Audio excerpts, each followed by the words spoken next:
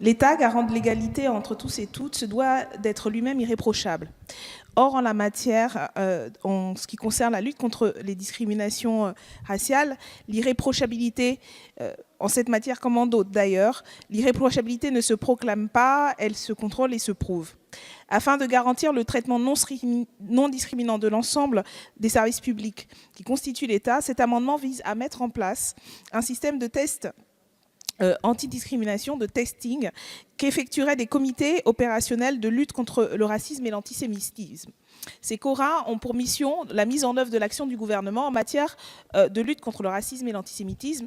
Il s'agit donc d'organismes institutionnels idoines pour la mise en œuvre de cette politique d'exemplarité en matière de lutte contre les discriminations, chère entre autres notamment au Premier ministre.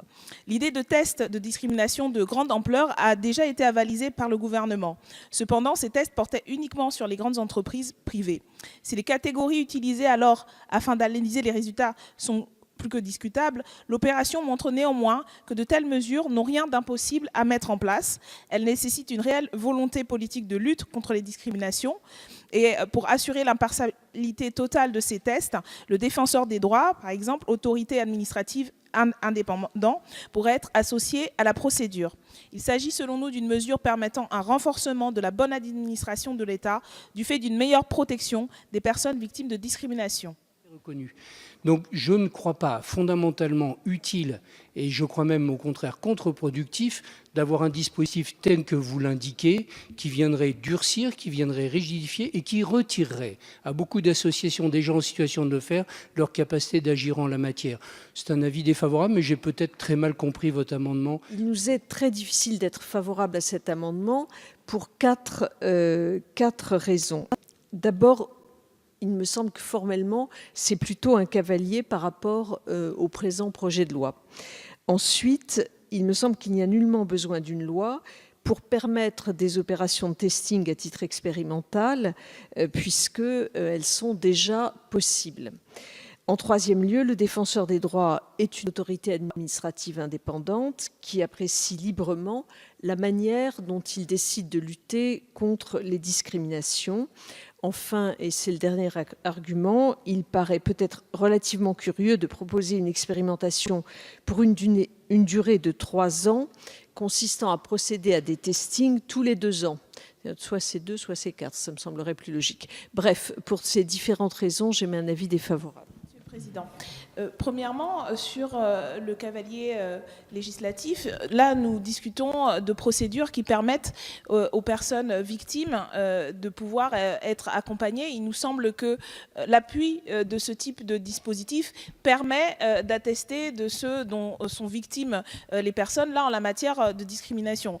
Et d'ailleurs, c'est tellement à propos que l'amendement a été accepté alors que, on l'a vu, l'examen des amendements est passé sous des fourches codines très resserrées cette fois-ci. Et donc, non, Madame la garde des Sceaux, je crois que c'est pleinement dans le sujet de faciliter l'accès à la justice en facilitant et en améliorant les outils qui existent actuellement. Nous proposons de mettre en place un dispositif face à une réalité qui est celle systémique des discriminations, y compris de nombreux rapports l'attestent, et il s'agit de pouvoir appuyer les démarches des personnes qui sont victimes de ces éléments-là.